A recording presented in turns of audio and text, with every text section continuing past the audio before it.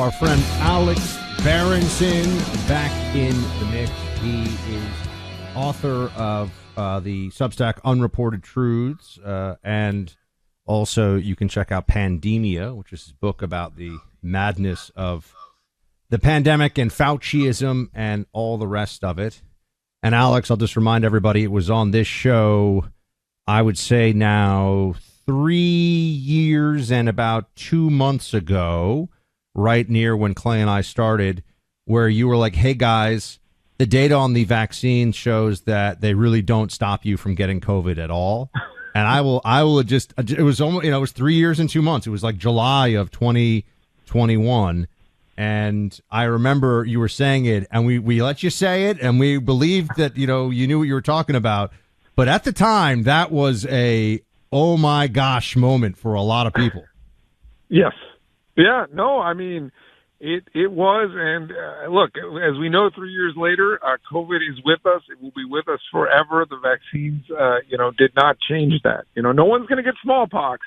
No one's going to get polio, but people are going to get COVID. That's the difference between a real vaccine and what was sold to us in 2021. And the fact that the public health, and I know this is not really what we're talking about today, yeah, but the fact that the public health authorities and the media on the left won't just admit that. Okay, just admit that, and then we can go from there. Like, admit that you promised something that didn't happen, and maybe you'll get some trust back. Maybe. And they're not doing that at all. In fact, this is what we wanted to have you on to talk about. Clay, I wanted to give him the occasional victory lap here because some people were right, some people were wrong on this one. Alex was right, big time, bigly, huge, correct. You could say, Alex. Fauci's top advisor, Fox had a story on this just last week, offering apologies and excuses for COVID email revelations. This was up on the House Oversight Committee hearing, and turns out that some of the top Fauciites were hiding email correspondence about all this stuff. What can you tell us about all this? So this is really an amazing story, and we're really only, I think, actually in early innings on this. Believe it or not. So look, in the beginning of 2020, COVID comes out, right, in China, in Wuhan, China. There's this new respiratory virus, and almost immediately there's a concerted campaign at the top of the U.S.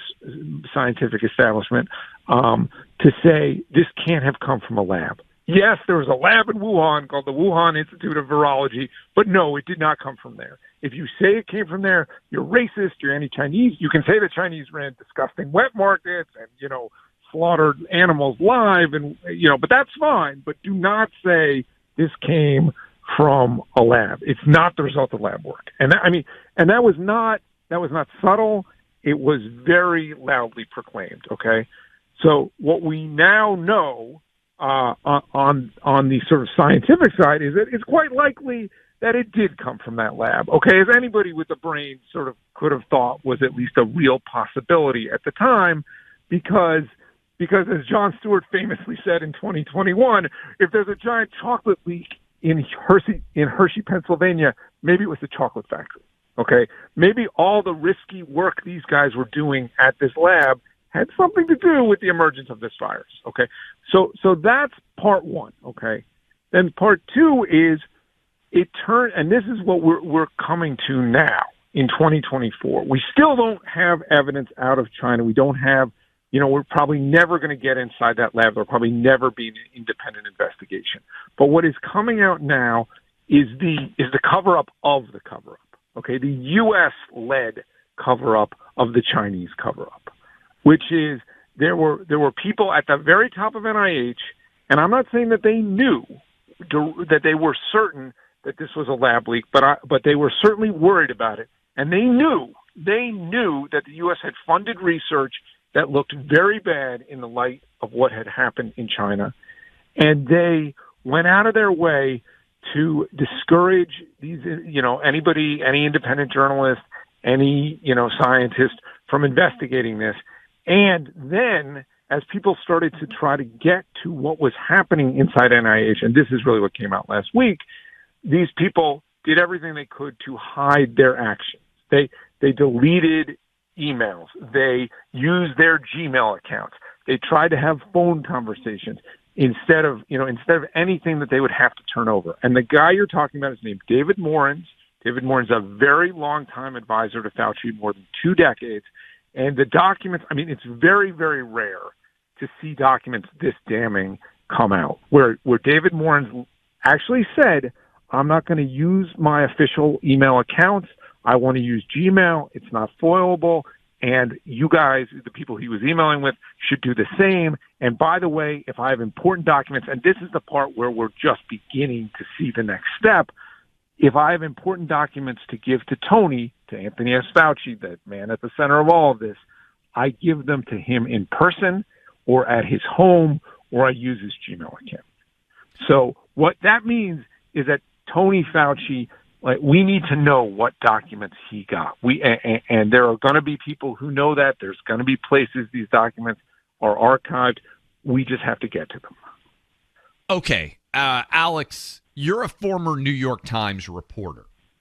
When I hear everything that you just laid out, if we had a truly honest and not propaganda-laden media, wouldn't this be the equivalent of, if you're a great white shark, there being just tons of chum in the water, and this be something that an honest media would aggressively cover and go after? At the time, Fauci was, correct me if I'm wrong, the highest paid employee in all of the federal government. He's been testifying like crazy in front of Congress. Wouldn't this be the actual perfect distillation of going after powerful people if we had an honest media? Wouldn't the New York Times, the Washington Post, these usual supposed vanguards of protecting the democratic process, wouldn't they be after this? So far, it appears they aren't. As a former New York Times reporter, just analyze where we are that could be the case. Yeah, no, you're absolutely correct. I mean, here's an amazing thing. Okay, last week, the Democrats, it wasn't just the Republicans on this House committee, the Democrats said to David Morens, we can't believe this. We can't believe that you said this stuff and that you did this stuff. And one of them, a Democratic congressman from Maryland, actually basically told him to stop testifying, that he was creating criminal problems for himself in doing so. I mean, he didn't come out and say it that explicitly, but that was definitely the subtext of what was said to David Morens last week. So the Democrats are in front of the media on this. That's what's so unbelievable.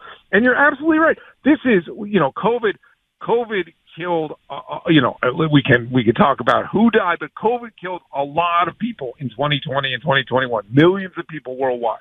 And that's absolutely the case. The U.S. lab work or U.S. funded lab work may have had something to do with that. We don't know, but certainly there's very good, there's a lot of circumstantial evidence. Tony Fauci was at the middle of all of this. Now we know Tony Fauci and people close to him appear to have gone out of their way to have violated federal records laws. I mean, yes, how is this not a story that every good journalist in the country is not baying at? It's an incredible story. It absolutely is. I mean, I'm seeing here, I forgot to say there's no worry about FOIAs. This is one of these emails. I can either send stuff to Tony on his private Gmail or hand it to him at work or at his house. He is too smart to let colleagues send him stuff that could cause trouble. Okay? That's from NIAID NIH, from David Morens.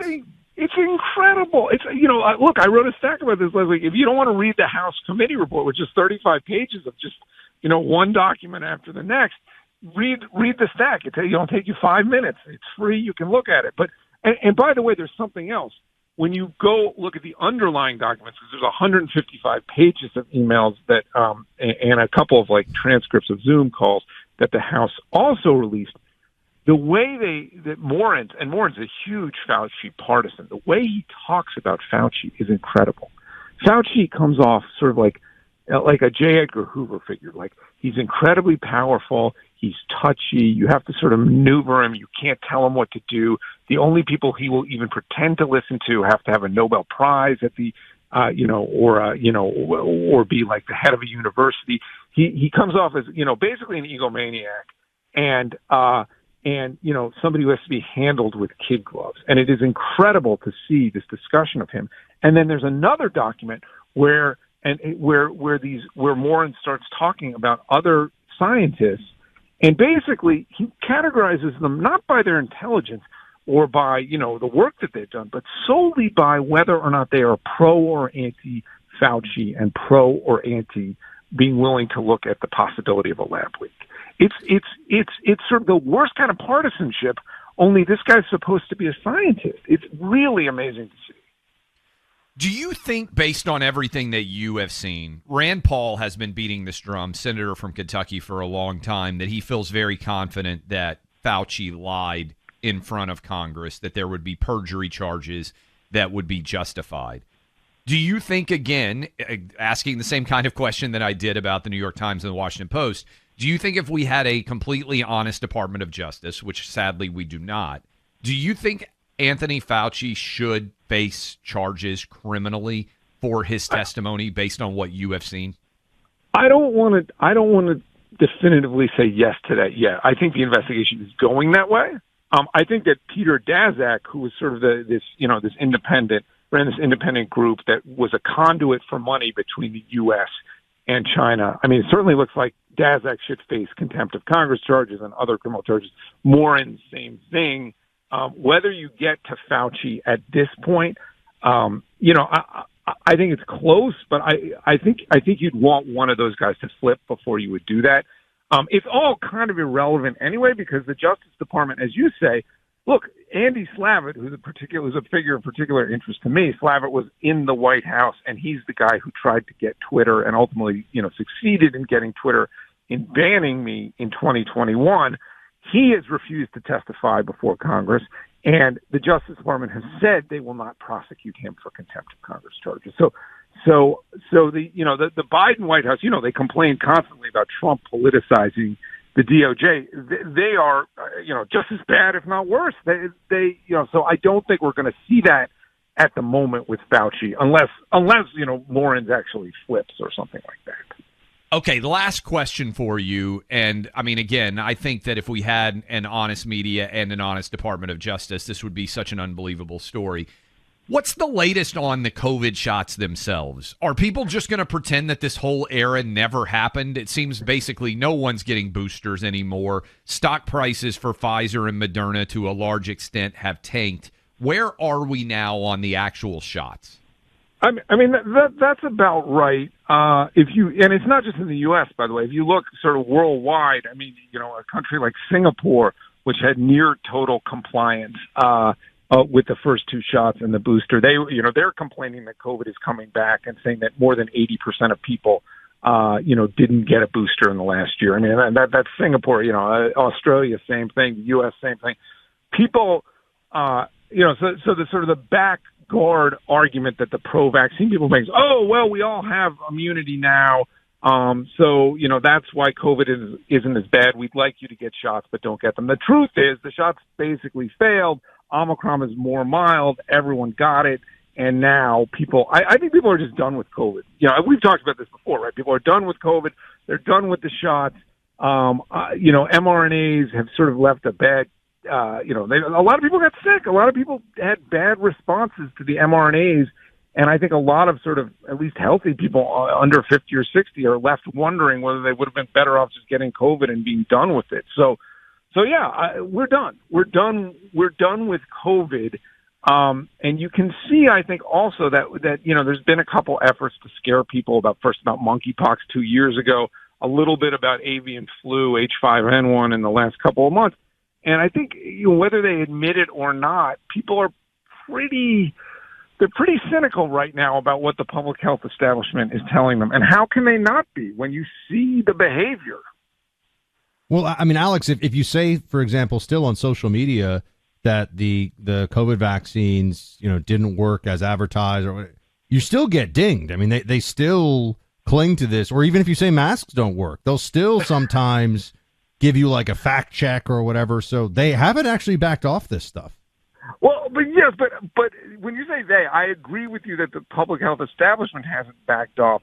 But in terms of your question of who's taking this, who's listening, I think a lot of people are in a fool me in 2020, shame on you, fool me in 2024.